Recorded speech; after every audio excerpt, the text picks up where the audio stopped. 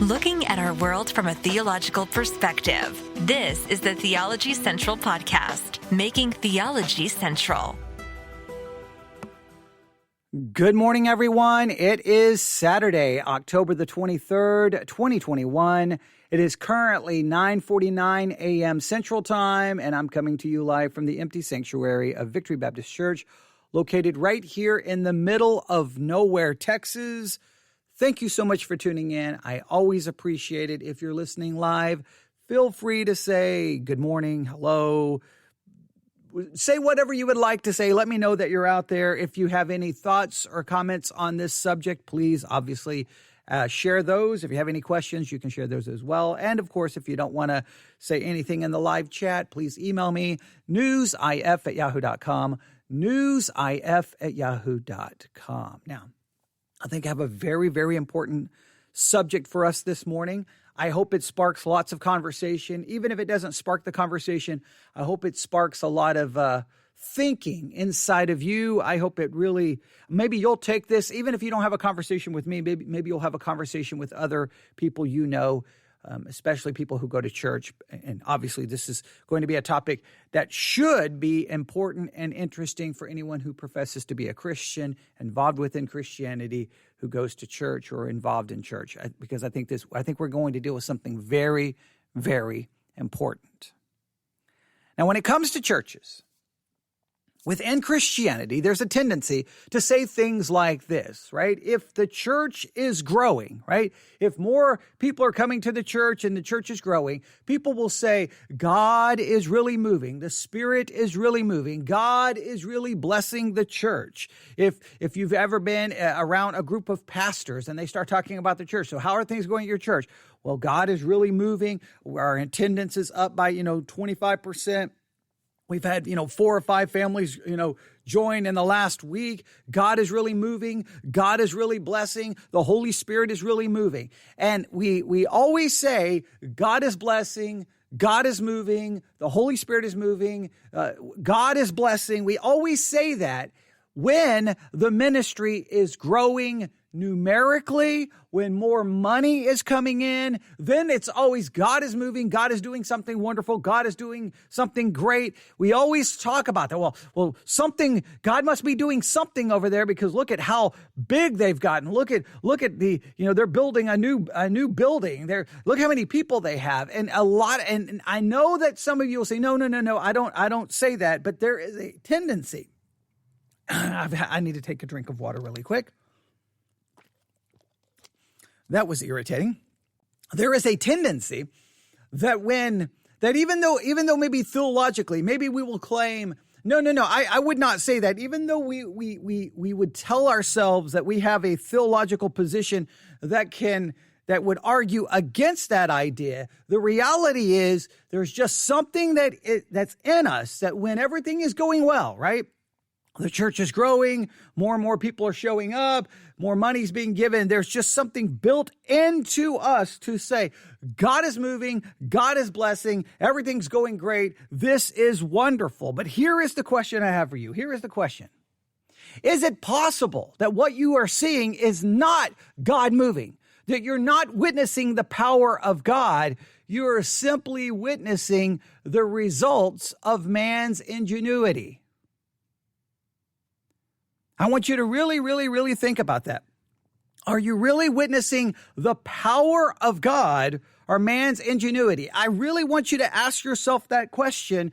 And how can you tell the difference? Because I've seen it my whole Christian life. When the sanctuary is packed, God is moving. God is doing something. God is blessing. When the sanctuary is basically empty, we start either trying to come up with excuse, we try to have some explanation, but the initial reaction is always when growth is happening, when the place is packed, when the money is coming in and you've got a surplus in the budget and people are, everything's going great, then God is moving. It's the power of God on display. But when it all falls apart, we try to make excuses. We don't really know exactly what to make of that. We may try to tell us, well, God is doing something here as well. But I want us to really focus on the idea is it possible that a lot of that success, all of those things that we think we see that we attribute to God's power, is it simply the result of man's ingenuity? And ingenuity is defined, and I want you to listen to this. Ingenuity is defined as this: the quality of being clever, original, and inventive.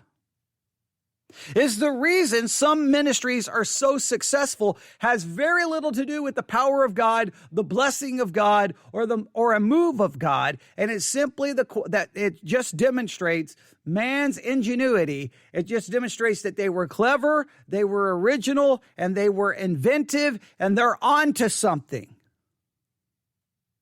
Now, it may be very difficult for the person sitting in the pew, or the person listening on the internet, or the person watching on television or on YouTube or wherever the case may be, to draw the distinction between the power of God and man's ingenuity. Because a lot of times man's ingenuity is what's happening behind the scenes. It's all the planning and putting this together and putting this together. But in many cases, once you really pull back the curtain, well, you don't see the power of God. You see man's ingenuity.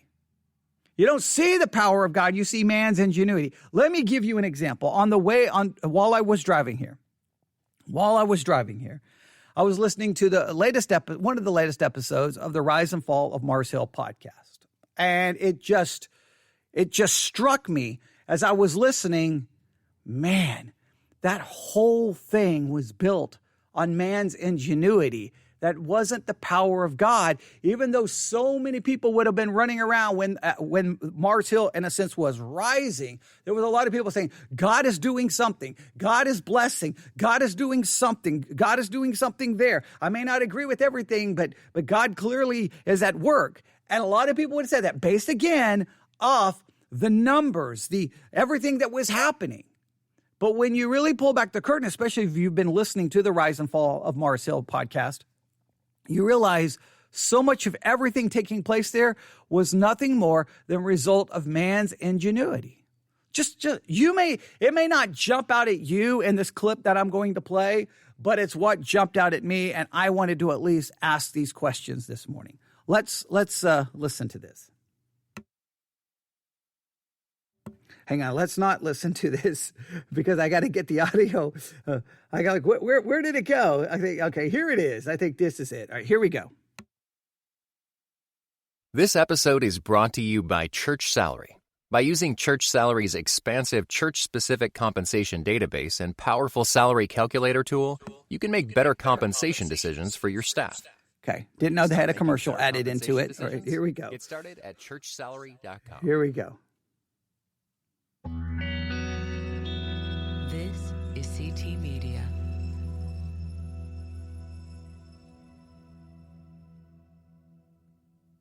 Here, I got a fun story for you. This is Jesse Bryan, longtime creative director for Mars Hill. Will you please tell Mike how the first time you met Tim? Okay, now the first thing, creative director. A church has a creative director. What is that? Is that a ministry position that I'm not aware of? Hey, as a church, we need to hire someone who is a creative director. Now, I want you to just stop right here and look. If you go to a big church, look at some of the positions that people are hired for. I've seen everything from marketing to I've seen all kinds of positions. And I want you to realize that, and even if you try to give them some kind of a ministerial name, look at what some of the people in your church who are hired, who are on salary, or even if they're not on salary, they're doing something. Look at what they are doing. I will tell you that in many cases, this is nothing about biblical ministry. It's about man ingenuity. This is about creativity, being inventive, and creating a situation where the church can be successful. And that success will not be because of the power of God. It will be because of your creative director and their ingenuity. That is what I want you to focus on as you listen to this clip. So we're in one of the hotels at some big conference, right? And I think it was a Desiring God conference because I remember I was having drinks with like Barnabas Piper and actually John Piper was there in the bar but not drinking. This is Mike Anderson. This would have been sometime around 2008, and he would have been about 23.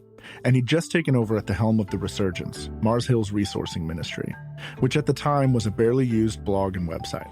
And take the escalator downstairs, and I'm like, oh my gosh, it's Tim Keller, right? Like, and like for me, this is like superhero, or like, you know, like seeing your football, you know, one of your favorite football players.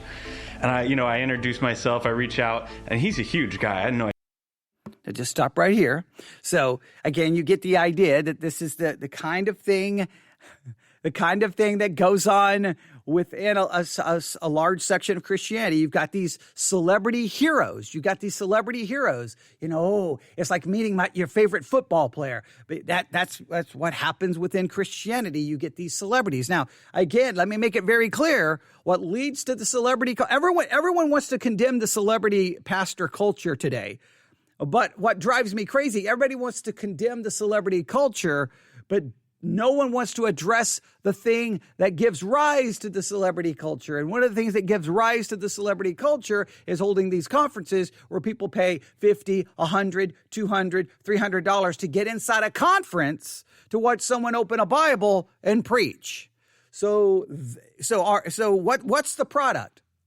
Is the product the preaching of God's word? So are we selling the preaching of God's word, or are we selling celebrity, right? If someone is so popular that the people will pay $100, $200, $300 to get inside to hear them preach, I will argue in some ways, yes, on one way, the product that you're selling is the preaching of God's word, which is completely evil and wrong and blasphemous in my opinion. But I think in reality, what you're selling that man's celebrity. He's marketable, and you're packing out an arena or a church, and people are paying to hear that man preach. You're selling celebrity while we sit around and then condemn celebrity culture. Now, if you're there paying money to get in to hear someone preach, you're part of the reason the celebrity culture even exists. But I digress. Let's get back to this. Again, power of God or man's ingenuity. Idea how big he was. You know, I go to shake his hand. Hey, I'm Mike Anderson, director of the Resurgence. He takes that big hand like this, and he hits me square in the chest, like hard. And he says, son, the Resurgence will not be directed. There you go. That's all you need to know about Tim Keller. He didn't play around. And I'll tell you what, man, Tim Keller was nothing but a nice dude. I don't know. I always really liked him. Yeah. Same with Piper. Piper was super cool, too. There's more to this than just a funny anecdote, because it wouldn't be long before the Resurgence would be a lot more than a punchline. Mike had been brought on board with a very clear mandate for where he was supposed to take it. I get hired, and Mark takes me to a baseball game the very first day. And he basically said, like, hey, like, our media team's good. The rest of my leadership team is junior varsity, and we're... Okay, so got a media team.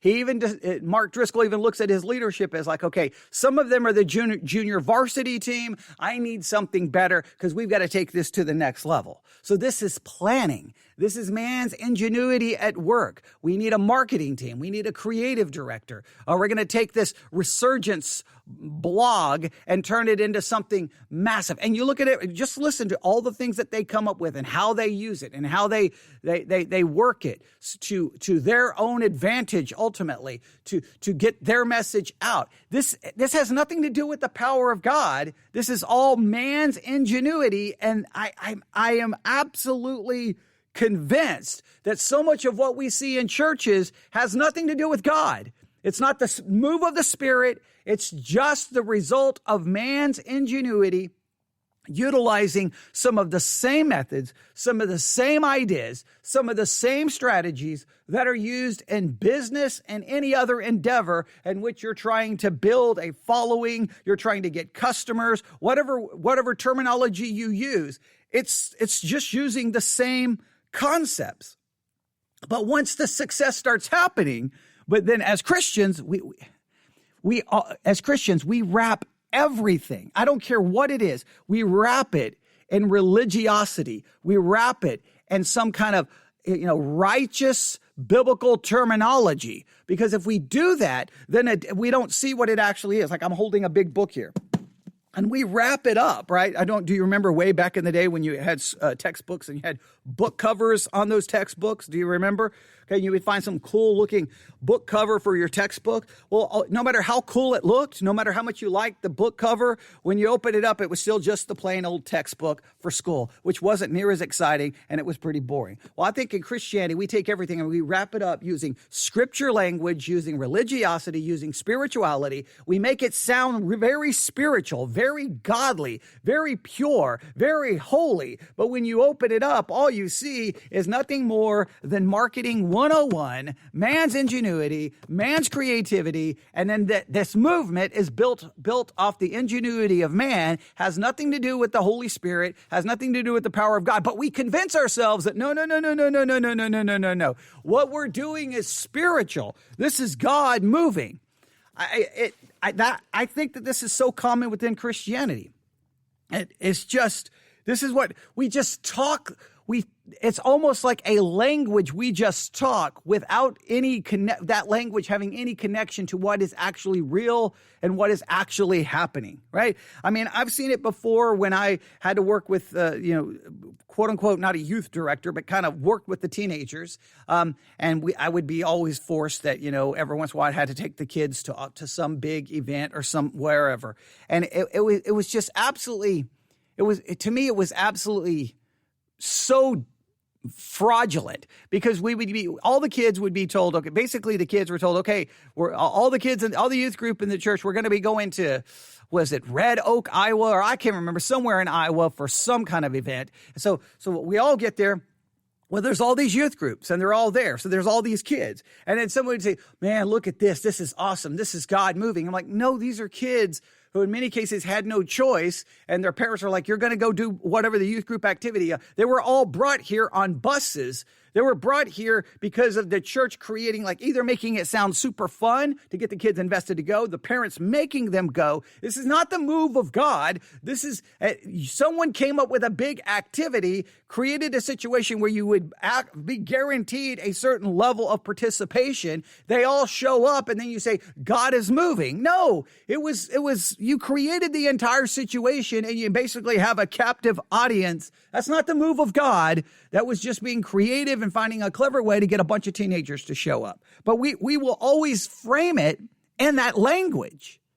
And I see it's taken a long time. But the longer I've been within Christianity, and the more I see that I think so much of what happens has nothing to do with God, nothing to do at all. It's just us coming up with these ideas and plans. So all right, here's the resurgence. He's gonna be put in charge of basically of this blog. Here we go. We're getting ready to become varsity, and I need you to come in and figure out how to build our distribution, because we're taking this national, we're taking this worldwide, was basically the idea. And he's like, I need you to take what you know how to do with these new social networks, and I need you to figure out how to build the distribution for us to get this message out to the world. And build distribution, creative director, marketing team. None of that is biblical. There's no biblical language for any of that. All of that demonstrates that Mars Hill, their success was based off man's ingenuity. A marketing team, a creative director, build distribution. All of that is the things that are used in corporations and business. So many, and many churches will try to may not use that language, but they're using the same concepts, the same ideas. You gotta get the message out. You gotta package it. We need a video. We need marketing. We need advertising. We need this. We need that. We need this. Now, look, I got no problem utilizing all of those things, but let's call it what it is. Our marketing campaign was extremely successful. Our distribution, ideas worked great. Let's not say it's a move of God. Let's say that we manipulated, or we utilized. How would we say? We placed ourselves in a advertising, we gave ourselves an advertising advantage. We were able to find the customer, the people, and we were able to convince them to come to our church. Just call it what it is. You were creative, you were inventive, you had ingenuity, you capitalized on that, and you got a good portion of the market share, and now you're growing and you're bigger, and now you can take that and then you can capitalize that on even more, and you can move that to your advantage. Just use it in the most secular, fleshly terms possible, because that's what you're doing. That's how it works. Everyone wants to imagine, and I'm not saying this never happens, but everyone wants to imagine that, especially as a pastor, this is the way you want to imagine. You really want to imagine this, that you're a pastor, and then your job is you focus on preaching God's word, teaching God's word. You preach, you teach, and you just pray, and then God's going to bring the people to you, right? That's the way we always want to describe that as the way ministry works, right? I just focus on preaching and teaching. I pray, and God will bring the people here. That's the way we always want to envision it, because that's spiritual. It has a feeling of purity, of innocence.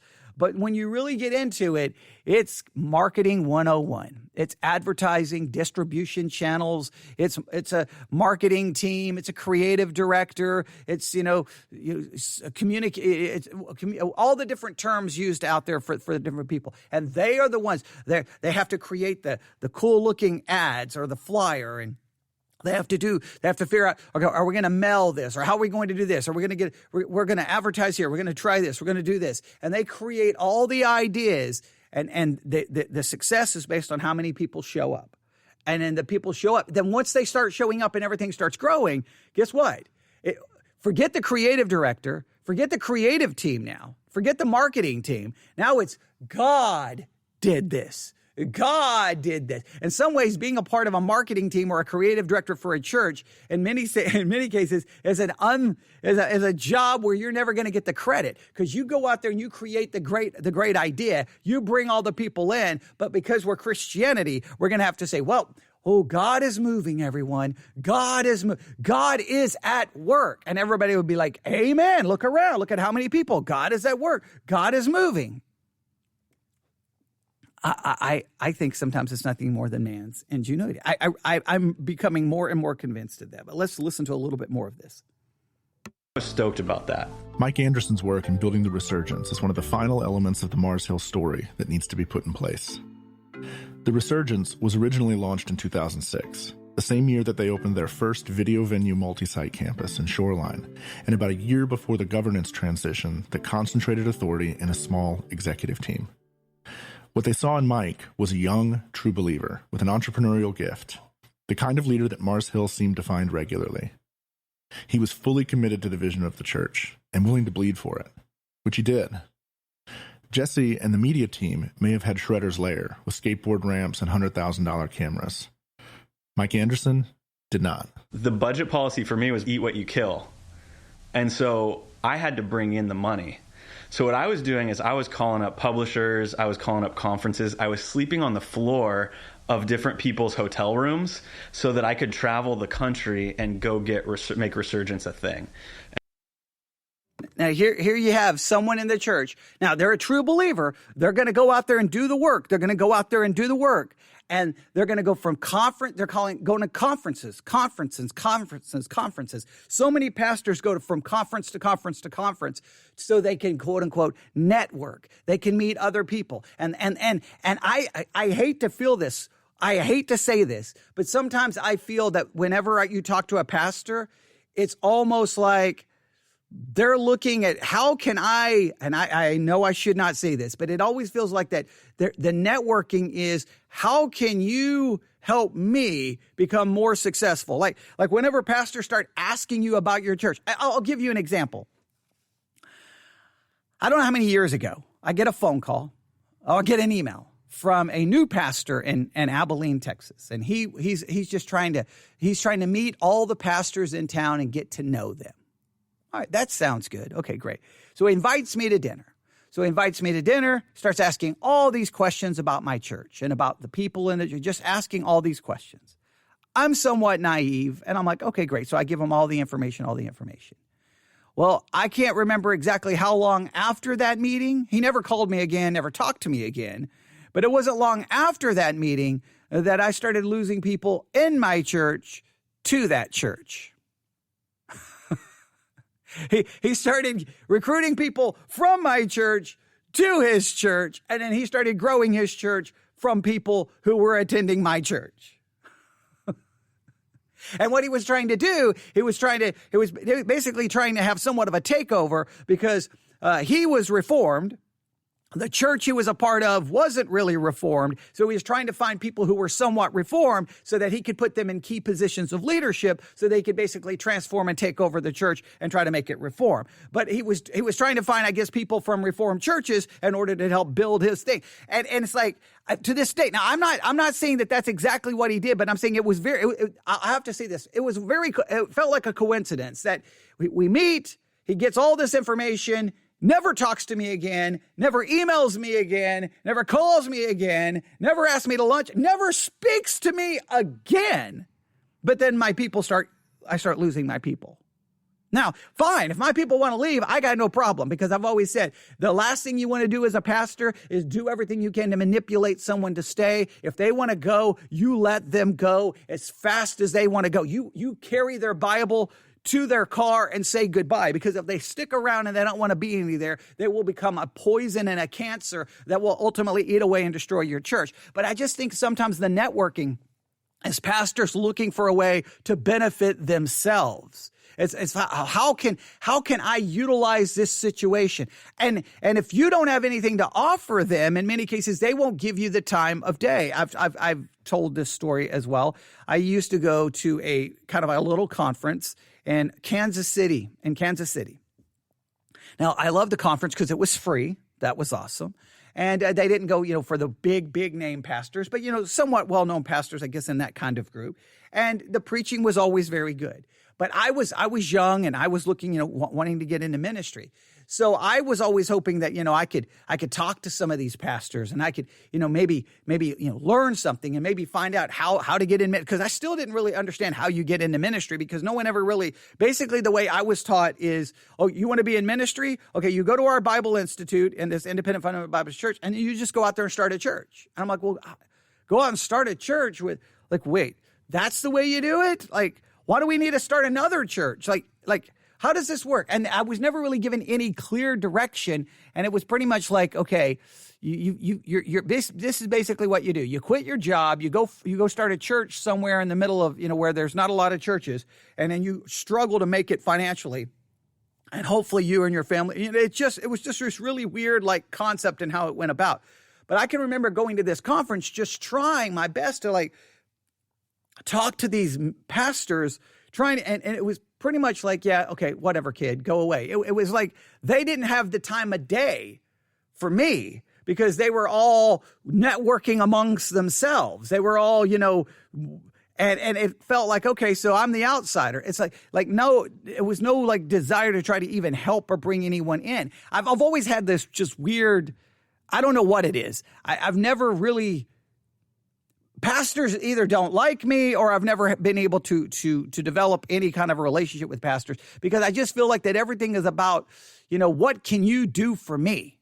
How can you help me? What can you offer me? And then whenever pastors talk, it's always about, well, we've got this many people, and we've got this many people, and we've got this many people. And then it's almost about bragging about numbers. It's just, the whole thing just seems so crazy. But when you really get down to it, the success of churches seem more about marketing, creative directors, having your team and your ingenuity and coming up with plans and ideas in order to, we tried this, we'll try this, and we tried this. And it seems very little about, I don't know, preaching, teaching, prayer, and God. It seems like there's a million other issues that come into play with it. Now, again, I'm not saying all of those other things are wrong. Let me make it very clear, because people are going to misunderstand me. I'm not saying all of those other things are wrong. I guess what I'm trying to say is we're engaged in those things. And then whatever success, we have to spiritualize it to make it sound like that, oh, this is a power of God. The power of God is at work. God is moving. We always have to it just seems like it's so fake that we just throw in all of the religious language, because that's the character we are playing, instead of just saying, hey guys, great job. You did some good marketing. You did some good getting the word out there. Look, I know this. A lot of any success I have on this podcast, in many cases, is because of other people who listen, who think that what I'm doing is of somewhat value, and they share it with other people.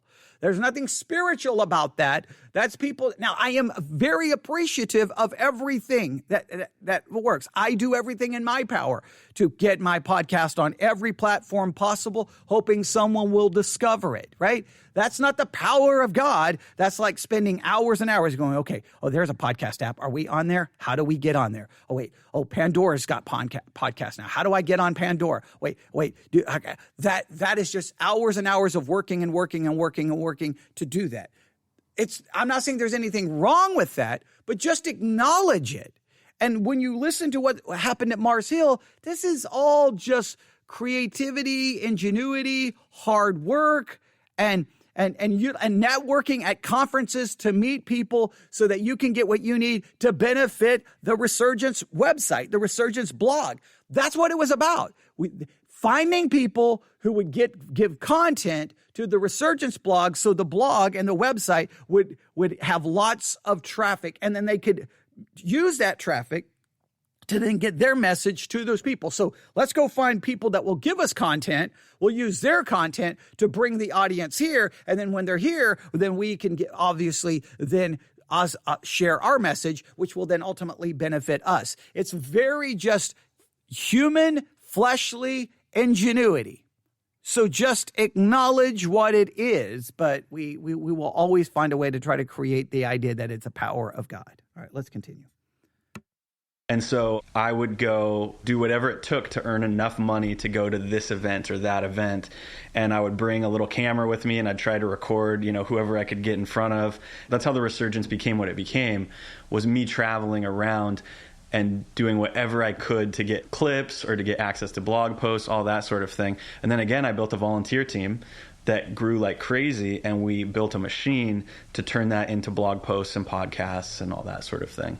Mike built the Resurgence with volunteers that he trained from the church. Think about that. One salary. Built the largest Christian blog on the internet with interns. Here's how good that internship program is. If you figured out, and we're not going to talk about who they were, who those interns were in that group, most of them have incredible careers because of the stuff they learned there. That reticence to name names is something we'll get into more in a later episode. But again, that's inventive. That's ingenuity. Hey, we're going to pay one salary. That guy will then go out because he's really good at this kind of thing. He will basically recruit a team, and this team will just be volunteers. And with that team, this one man's salary, we can build the largest Christian blog on the internet, and then therefore benefit us as well. And one of the ways we're going to do it is by utilizing content coming from other people. You talk about just a brilliant strategy. It's inventive, it's creative, it's genius, it's smart, but it demonstrates that there's nothing about the power of God involved in any of it. That's not the power of God. That's the power of man's ingenuity. And that's perfectly okay. But why do we always want to spiritualize it? It's the same thing. You can get 20 Christians sitting around shoving food in their face, right? Talking about the weather, talking about that I just bought a pickup truck with, whatever. And we'll say, oh, God bless this fellowship. Okay. We're just sitting around like we have to spiritualize any activity that we're doing. It doesn't matter. We're just eating and talking about the weather, but it's great fellowship.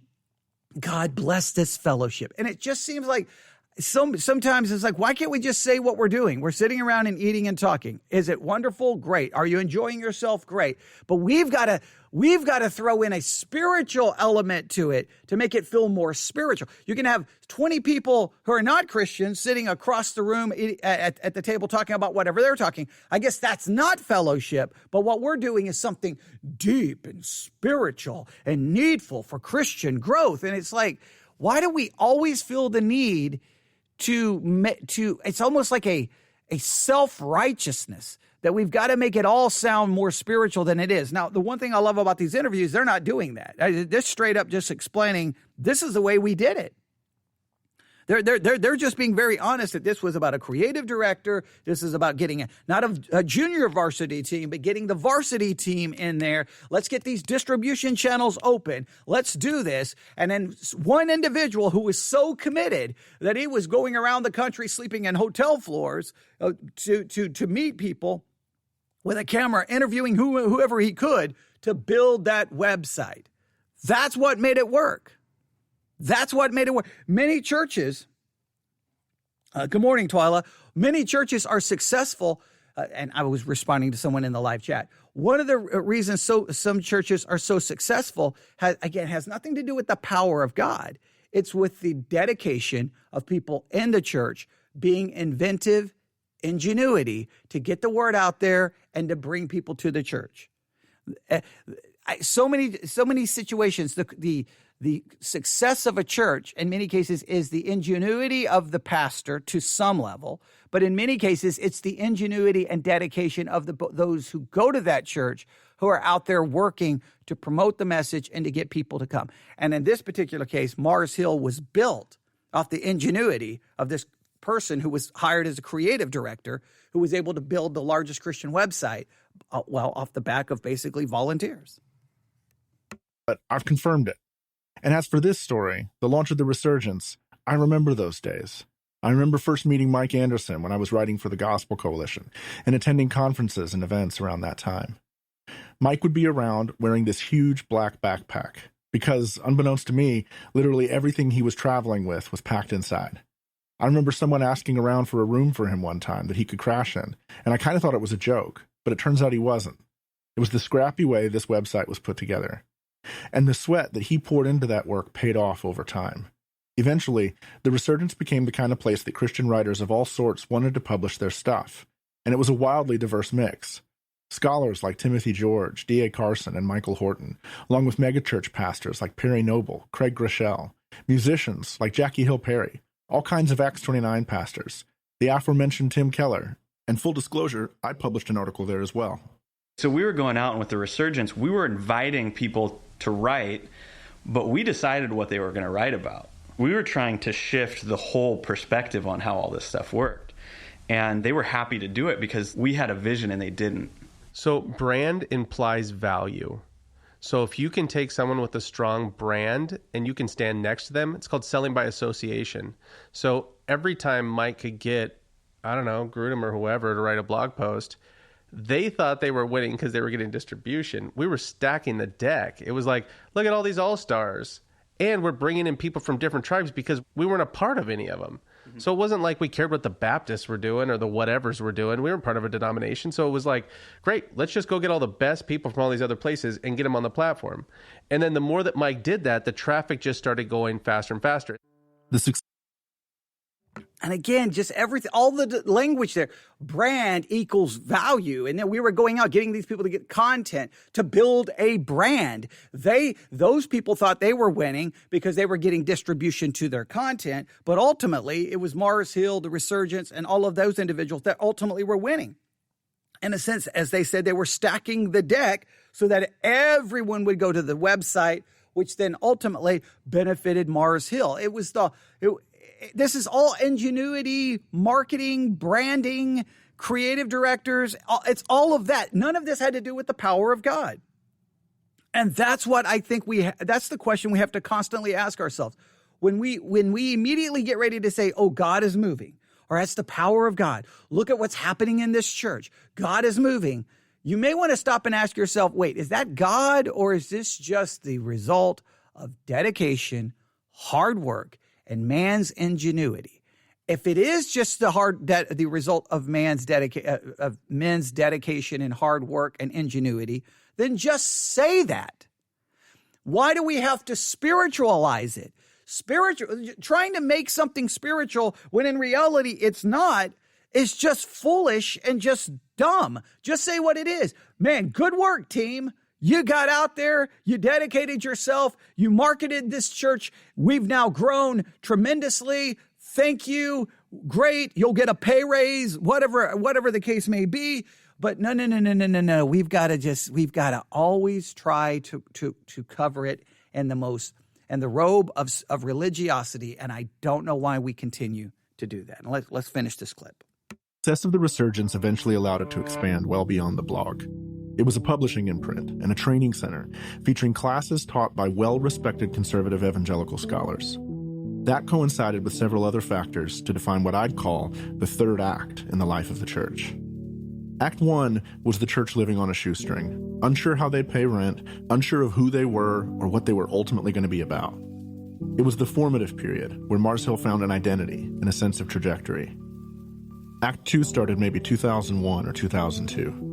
During that period, the church became an established Seattle-based megachurch, and Driscoll became a leader of the young, restless Reformed movement, seen as a protege of pastors like John Piper and C.J. Mahaney, even if that didn't reflect reality.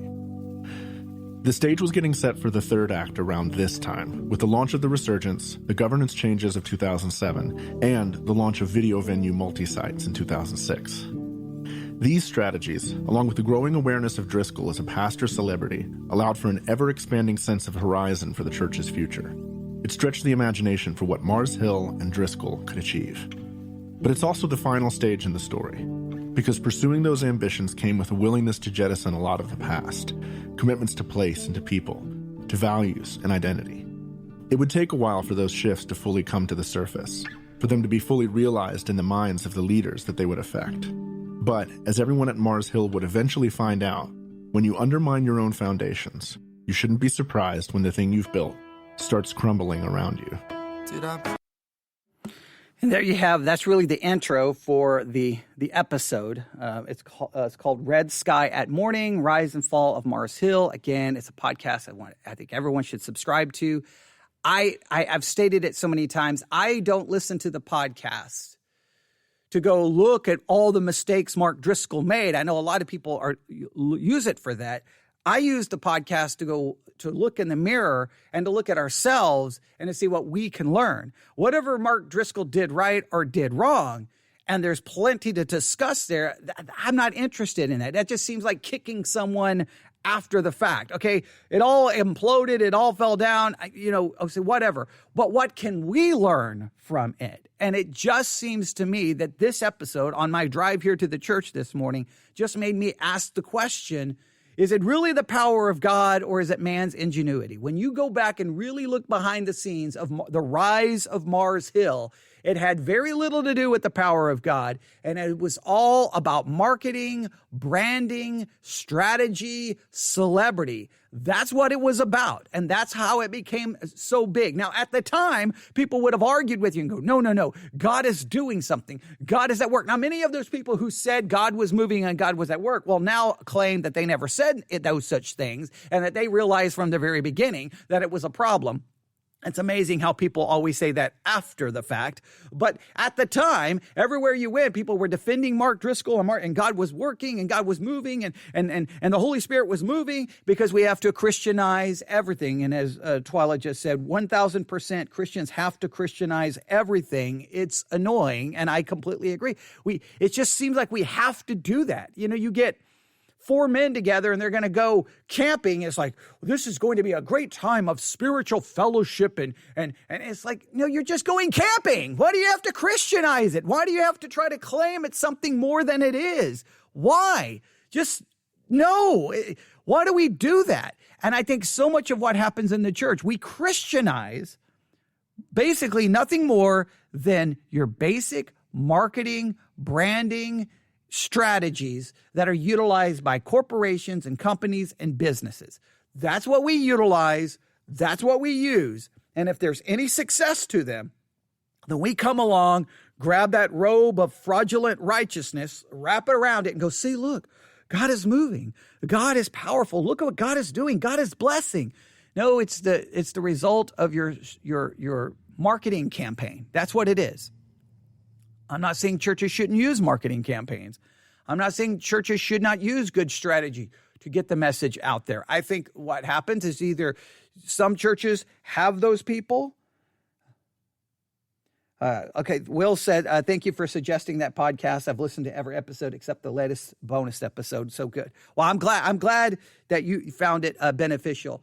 But I have found it I found the podcast very just convicting and at times heartbreaking. I've gotten emotional in multiple episodes, basically tears running down my face because it was so tragic the way it all just imploded. But it just demonstrates to me what I'm talking about this morning, that so much of it was just personality. And I think the success of so many churches is they just,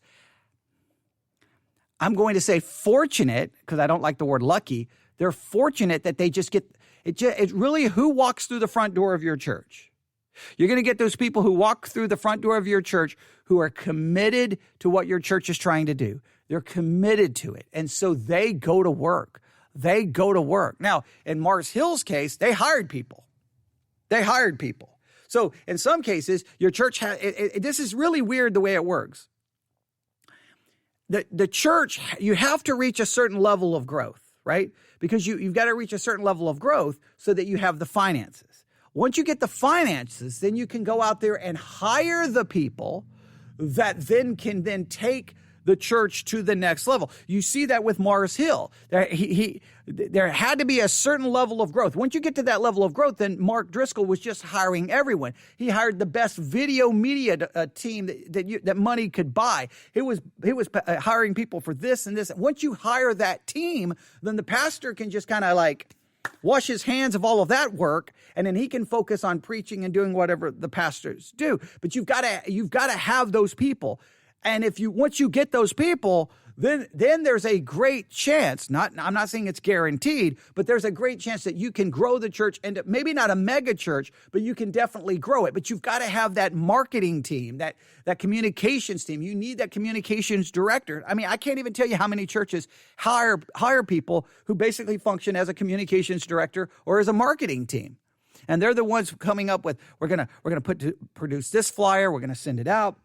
They're doing this. They're coming up with advertisements. They're graphic designers. They can come up with good graphics, and they can do that. And then you can build it. But all I'm saying is, you can say that that's all wonderful, but just don't claim that it's God moving. And I think what's so sad is that people sitting in the pew, they see numbers. They see growth and they immediately say, God is moving, but it may not have anything to do with God. Zero, zilch. God might not even be involved in that process as far as the growth is occurring. It's the result of your team that your church has hired that's working for you. Or if you're able to get people basically will serve as interns, you get them and they're doing it all. It'd be wonderful to have all of that. It'd be wonderful. Man, I don't even know what I could be able to do if I had a team like that. I don't even know if I had a team like that. I do everything, okay? I have to do the podcast, upload the podcast, do everything. I do everything. So I don't know what I could even accomplish if I had a team of people, but that's what's required for the church to really be successful is you have to have that team. I just think that the people sitting in the pew need to get better at being able to distinguish a move of God versus a move of man's ingenuity. Because if you can't see the difference, you're convinced God is doing something when God may not even be at work in your midst, but you are convinced that he is. That is problematic. And I think what you look for first and foremost, especially at a move in a church, is you have to look at the doctrine and the theology, because that is objective. You can objectively test the doctrine, the theology, and the preaching. That is objectively tested. And if you've been listening, if you go back and listen to the episode Demon Hunters or Demon Hunting from the Rise and Fall of Mars Hill, and you can hear some of the absolute insane things going on in Mars Hill. Some of the crazy, you had a lot of charismatic ideas thrown at, just some insane stuff going on in Mars Hill. That should have been a sign something's not right here. Something's not right. But if you believe that the numbers and everything shows that God is moving, well then, and if you even listen to some older statements about by Mark Driscoll, he would put forth how many people they were baptizing, how many people were showing up, how many services they were having. That was proof that God was moving. That was proof that God was moving. No, that wasn't proof that God was moving. That was proof that you had hired a very, very, very, very, very, very good team. some of the best people. Those people who worked and built Mars Hill deserves all kinds of credit because they were inventive, they had ingenuity, they were creative, and they built one of the most famous megachurches that's going to be talked about 20 years from now of what happened at Mars Hill. It's going to always be a part of church history. And I just think that it's sad that Christians can't seem to distinguish between man's ingenuity and the move of God. And that, to me, is sad. And it's depressing is what it is. Because people, I mean, and maybe it's somewhat selfish, but the thing is if people, I bet you there's people even in my church who can have the same mentality because we haven't seen growth at a very, very, very, very, very long time, and that we're very, very, very small. The impression can be, well, God's not doing anything there. God's not doing anything there. God's not moving there. God's not moving. Because if God was moving, that would always mean there would be numbers and numbers and numbers and numbers. Now, we know theologically that's not true because, well, was God moving when Jesus was ministering on earth? Because he lost more people than he gained. People walked away and did not follow him, and it was left with a little small group of people. All right? So that doesn't, God moving doesn't always necessarily equate to numbers. I think we all know that theologically. But if we don't see the numbers and we don't see the growth, we immediately draw the conclusion God is not moving. And even pastors can get discouraged and go, what am I even doing? And because the way it feels like, I know I'm successful if my church is growing and growing and growing. But that could be you're growing because of ingenuity, marketing, creative director, and have nothing to do with God. So that's not a good indicator as well. I just think when we know that it's the result of man's ingenuity, let's just say what it is. And when it is the move of God, then you've got to have a clear way of being able to define that it is. So your church may be growing, your church may be big, and it may have nothing to do with God. It could be man's ingenuity. Your church could be small, does not mean that has anything to do with God's moving in any way, shape, or form. It could be because of a lack of ingenuity and creativity and people being inventive and people doing the work that are doing in other churches. It could just be a failure of your church's ability to market and get the message out there. So neither one is proof that God is moving. I just think we have to be honest with what we're doing and not spiritualize it and Christianize it, when in reality, all it is marketing 101. And when I heard that podcast this morning, I was like, all of the language, branding, strategy, creative director, marketing team, I'm like, oh, and just the whole strategy they did with the Resurgence website, that was all men. That was all the work of men. And that is what I wanted to at least throw out there at the beginning of this morning. I know that took a lot longer than I wanted, but I think it's an important conversation to have. I apologize for the beginning. Yes, I will be doing more live streaming today, Twyla. I just got here, so I don't know how long, but I'll be here for the next couple of hours. But I apologize for the beginning. I almost lost my voice, so hopefully I didn't mess up the beginning too much. I always hate when because the intro is so important to a podcast. So when I mess up the intro or something goes wrong, then the rest of the podcast, all I'm thinking is I messed up the intro. I need to stop this. I need to delete this, and I need to start over. But on the other hand, I am so grateful that I can't stop and start over, because if I did, well, then I go through that whole crazy compulsive disorder where I stop, delete, stop, delete, stop, delete, stop, delete, stop, delete. And 3 hours later, I've only got one 45-minute podcast and I've almost driven myself insane. So sometimes I'm just glad the imperfections stay there, no matter how unprofessional. But in this case, I hope the poor quality of the intro will be overlooked, because I think this is a very, very, very, very, very important topic. And I think there's so much confusion about it within Christianity, and I think it's something that we have to consider. All right, I'm going to stop here, and we'll be back. Don't know what we have on the schedule today. There's always a lot to talk about, but we will see. So we'll do that really quick, and I'm going to make sure that there's no more questions or comments. Okay. All right. Oh, wow, a lot of people listening this morning. Okay. There we go. So It's always good. Thanks for everyone for listening. I did. You never know when I go live. I never know who's listening or who's not listening until y'all post comments. And then what's always funny is like yesterday I left and I'm like, man, I don't know how well that went. And then I get home and I'll look at the numbers. I'm like, wait, we had that many people listening? It's so easy to forget that people are actually listening when you're sitting in an empty sanctuary. So thank you for your comments. Hopefully that was beneficial. Hopefully everyone does not miss.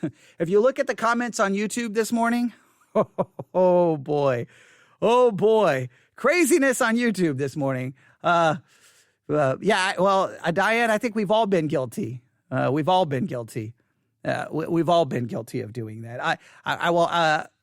I'll just end with this. I was going to end, but I'll just end with this because I'm guilty of it too. And because I found myself being utilized this way. When I first became a Christian, First Baptist Church, Tuscola, I mean, even the night that I became a Christian, they put me behind the pulpit. And it did not take long that the pastor there realized, oh, you got this really messed up, twisted, psycho story. This can be utilized. The next thing you know, I'm in the car with the pastor going from town to town to town all over West Texas, being put behind the pulpit to tell my testimony. And because it got a lot of people to cry, and therefore it worked really well for the altar call. And anytime a lot of people came forward, I was being told God is moving, God is utilizing you, God is speaking through you. This is powerful, And so it felt really good. It felt really good until I started realizing that they started telling me when to tell that part of the story, when to cry, when to have a little break in my. And then you start realizing, no, this is nothing about God. This is about manipulation. This is about emotional manipulation. They wanted me to tell my little sad story about how bad it was growing up because they could utilize that to get an emotional response, to get people to walk the aisle, to come to the altar, and therefore we could say God was moving. And it took me a little while to realize God wasn't moving. I was utilizing my sad story in order to emotionally manipulate people. And I was being manipulated into doing that, thinking that was God. That wasn't God. That was manipulation. I'm not saying God could not utilize it. I'm not saying I don't know what God did for the people who came forward, but I just know that when you have to kind of start strategizing how you're going to do it and when you're going to do it, that's now ingenuity. That's being inventive, strategy, creative. That's how you put together a play or a podcast episode. That's when but we Christianize it. And once we Christianize it, well, I would just like, and there's so much of that in the church, and someone's got to call it out for what it is. And the Mars Hill podcast, even though that wasn't the rise and fall of Mars Hill, even though that wasn't their point in the episode I listened to today, you can't help but miss it. I mean, it's impossible to miss it, because they're using the very language that's right there in Marketing 101. And you're like, they're acknowledging it was strategy. It was ingenuity. It was being inventive. It was having a creative director. It was having a marketing team. And therefore, their church grew. Churches who don't have all of those things have a tendency not to grow. I wonder why that works that way.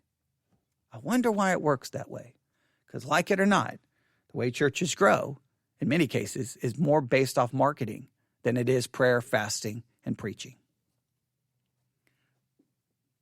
That's discouraging, but there's a lot of truth to it. All right, I'll stop right there. I'll be back on the air here shortly. God bless.